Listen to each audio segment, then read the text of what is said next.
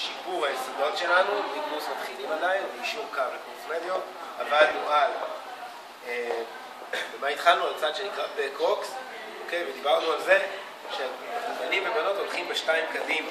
כלומר, יש לי סגירה, קדימה, קדימה, תפנית.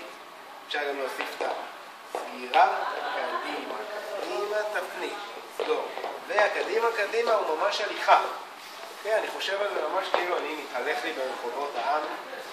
התפנית היא ב3-4, אני צריך לספור את זה, זה 5, 6, 7, 8, 1, 2, 3 and 4, 5, 6, אוקיי? זה דבר אחד שעבדנו. אחר כך עשינו דילה כנו, קיובן סטייל עם הטכניקה הנכונה. דיברנו על זה שחצי מהגברים פה משתמשים ביד שמאל, יותר מדי, כל מיני דברים, הם עושים את זה וחוסמים. לא, ממש לא, אוקיי? היד הזאת, אם אני עושה את התפנית נכון עד ה7-8, 1, 2, 3, 5, בתפנית, אני לא צריך פה שום כוח, הבחורה נופלת אחורה באופן טבעי, ואני משתמש ביד כדי לקחת אותה קדימה.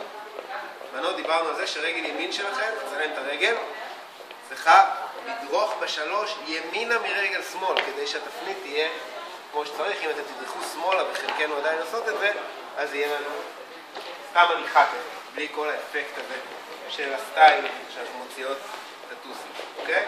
ופה דחיפה, ודיברנו על פתיחה לאינשופלה שבנים זזים הצידה, אוקיי? אם עשיתי הכל נכון, רגל ימין שלי מאחורה, בנות רגל שמאל, אני פונה אל הבנות, אני מוכן לאינשופלה בלי שום צורך לדחוף ולהפעיל כוח, אלא רק לסגור, טק נוצר עם מתח, עובר, מפנה ומכניס קרוב לבטן, הצידה יש לי שום תפנית לדיג, לכנו, 5 and 7.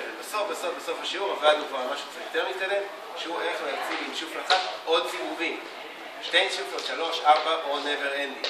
אני מתחיל עם שופלה, יש לי פה את הציר ואני מסובב. תוך כדי שאני מסובב אני הולך 1, 2, 3, 5, 6, 7, 1, 2, 3, 5, 6, 7, יעד, 1, אוקיי? מתי שאני רוצה, אני יכול להפסיק. קודם נראיתי לכם, זה דבר אחרון, ואז נעשה מוזיקה. קודם נראיתי לכם איך עושים 3. 3 תאורטית לא מסתדר, כי יש 1, 2, 3, 5, 6, 7 ל-2 זה סבבה. 3, מה אני צריך לעשות?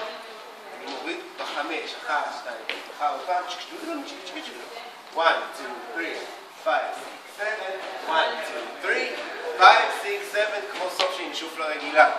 אם אני רוצה לעשות רק 3 סיבובים, לא קריטי, אני שם על השיר, נדגים את המוזיקה.